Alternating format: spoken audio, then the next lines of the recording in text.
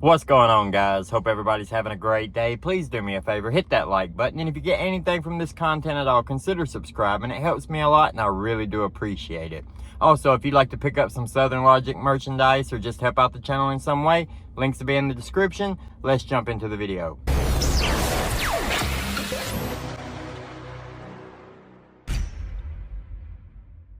So Jake Paul versus Tommy Fury. Who do y'all got? Who do you think, right?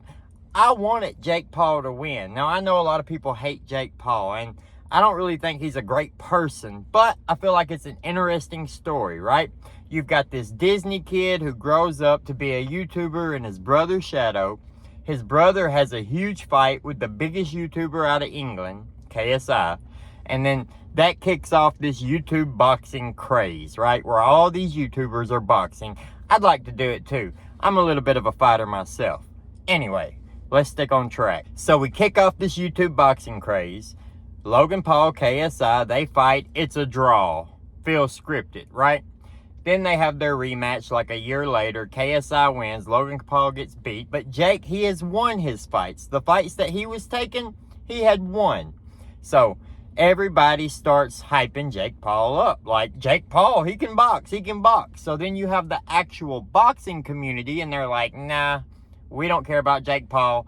He's just a YouTuber. He's a Disney kid. He's not a real boxer. Boxers do this for life, which is the most ridiculous statement ever. I mean, I understand that if you've done it all your life, that you're going to have those hours and the experience to box. But if you're a multi-millionaire with nothing but time and money on your hands, where you can pay for the greatest trainers, and you really devote yourself and work hard, and you spend 4 or 5 years boxing, you're going to be a decent boxer if you have any skill at all, right?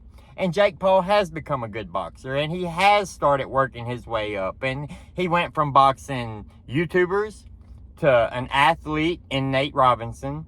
Then he went to Ben Askren, who was a fighter, but he was a wrestler and couldn't strike to save his life. He couldn't punch his way out of a paper sack. But then he turns around and he fights 5-time MMA UFC welterweight champ Tyron Woodley. Now, I know a lot of people get mad and hate on Woodley, but Woodley got that one-hitter quitter. He might not be a boxer, but he had power, right? Jake took his power, beat him in a decision. Then he signed up to fight a real boxer, Tommy Fury, right? The guy we're talking about right now. He signed up to fight him. Tommy Fury pulled out because of a broken rib. Even though Tommy had said multiple times that he could beat him with one arm tied behind his back. Well, beat him with a broke rib.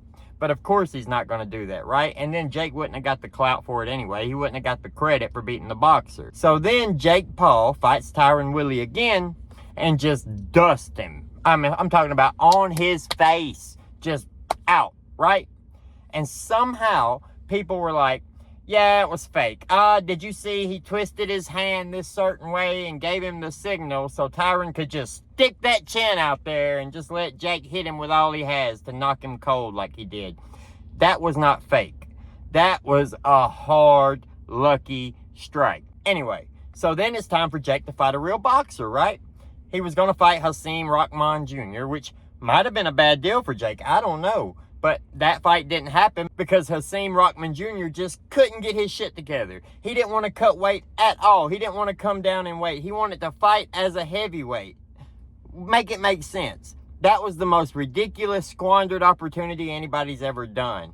Well, then we have Jake Paul fight Anderson Silva. Now, Anderson Silva is an MMA fighter, but he was a boxer first. People don't know this. Anderson Silva boxed before he ever started fighting MMA, and now he's one of the GOAT conversations in MMA. Anderson Silva fought at 185, so everybody's saying that Jake Paul is not fighting people his own size. You might have him on the age thing with Anderson, but you don't have him on the size thing because Anderson and Jake are about the same size. Now, Anderson fought at 185, meaning Anderson probably walked around at about 205, which is about exactly where Jake walks around. So the saying that, oh, he's just fighting smaller MMA fighters is ridiculous. He beats Anderson Silva in a decision. Clearly beats him. I mean, knocked him down in the 8th round. So Jake keeps his power all the way through 8 rounds. So at this point, I'm like, okay, I'm going to root for Jake. I want Jake to keep winning. I want to see how far this circus can go, because it is a circus no matter what. I mean, you got a Disney YouTuber over here beating up pro fighters. If you would have told me 5 years ago that Jake Paul was going to knock out Ben Askren, knock out Tyron Woodley, and beat Anderson Silva in a decision, I would have told you you were ridiculous. But he has done it.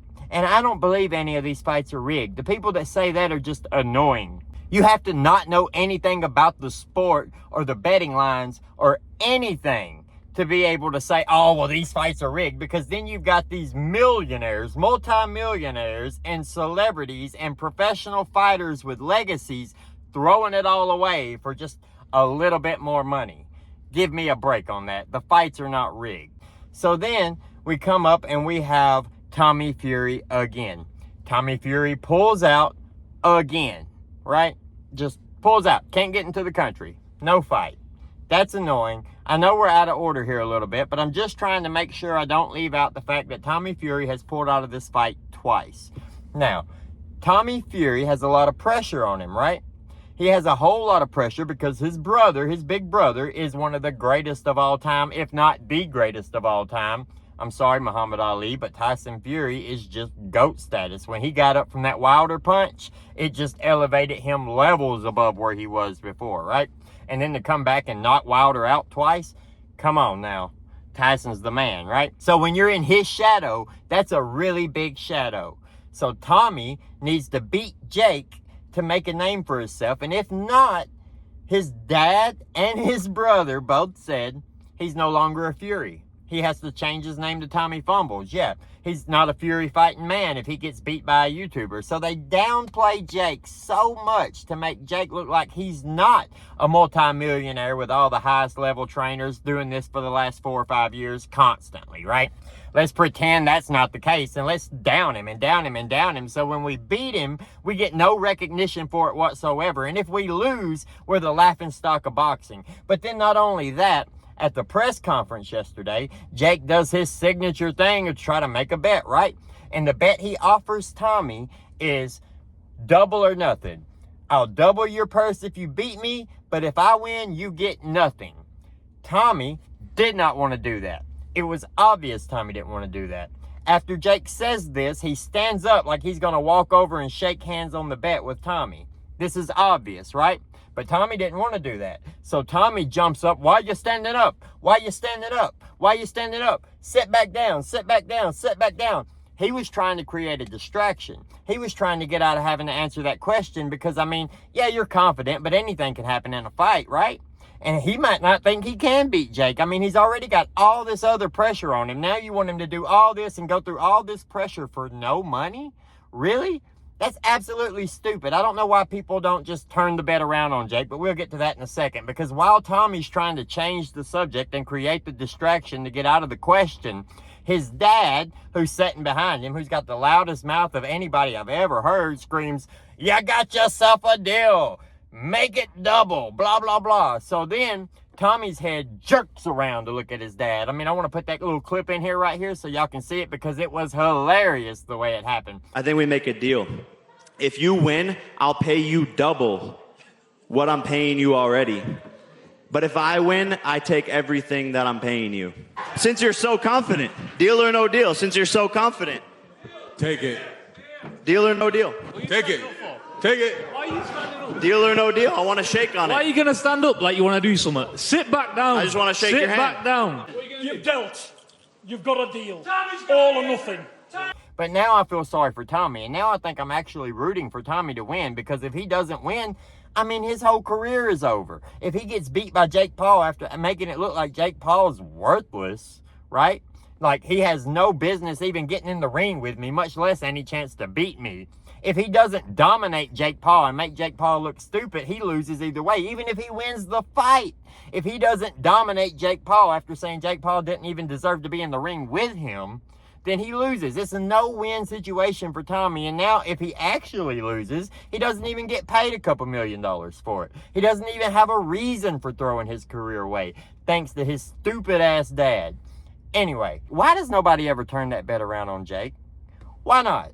If Jake comes out and he's so confident, so cocky, which, I mean, he's delivered every time, so we can't say that, you know, he's not willing to back it up. But if he's so confident, he wants you to risk everything. It doesn't matter. $2 million, that ain't nothing for Jake, right? Jake's probably going to make 10, 15 million at least off this fight.